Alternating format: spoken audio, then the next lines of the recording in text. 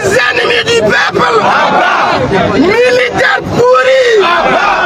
Baada ya jaribio la kutaka kumpindua rais wa Burkina Faso Kapteni Ibrahim Traore kushindikana, hivi karibuni wananchi wa Burkina Faso wameandamana kuonyesha kutofurahishwa na makundi ya waasi ambayo yanafadhiliwa na mataifa ya magharibi ili waweze kumpindua rais huyo wa Burkina Faso. Rais ambaye sio tu ni kipenzi cha wananchi wa Burkina Faso, bali ni kipenzi cha watu wote duniani ambao wanaunga mkono viongozi bora ambao wanaongoza vizuri nchi zao, ili wananchi wao waweze kupata maisha bora wanaostahili kutokana na rasilimali zinazopatikana kwenye nchi zao. Taifa nyingine kutoka nchini Burkina Faso inasema kuwa rais wa nchi ya Burkina Faso Ibrahim Traore amepiga marufuku nguo za mitumba kuingia kwenye nchi hiyo ya Burkina Faso, au kwa namna nyingine tunaweza kusema kuwa Kapteni Ibrahim Traore amekataza kuingiza nguo ambazo zimeshatumika kwenye mataifa ya nje na kuingiza hizo nguo na kuziuza tena katika nchi yake ya Burkina Faso. Maamuzi hayo yaliyofanya Kapteni Ibrahim Traore yatasaidia kuinua viwanda vya nguo vya nchi ya Burkina Faso na kuongeza uchumi kwenye nchi hiyo. Rais wa Burkina Faso Kapteni Ibrahim Traore amesema kuwa wananchi wa Burkina Faso watavaa nguo wanazotengeneza wenyewe, na hayo ndio mapinduzi ya kweli ambayo Waafrika wanayataka. Kwa hiyo ni hayo tu kwa leo family,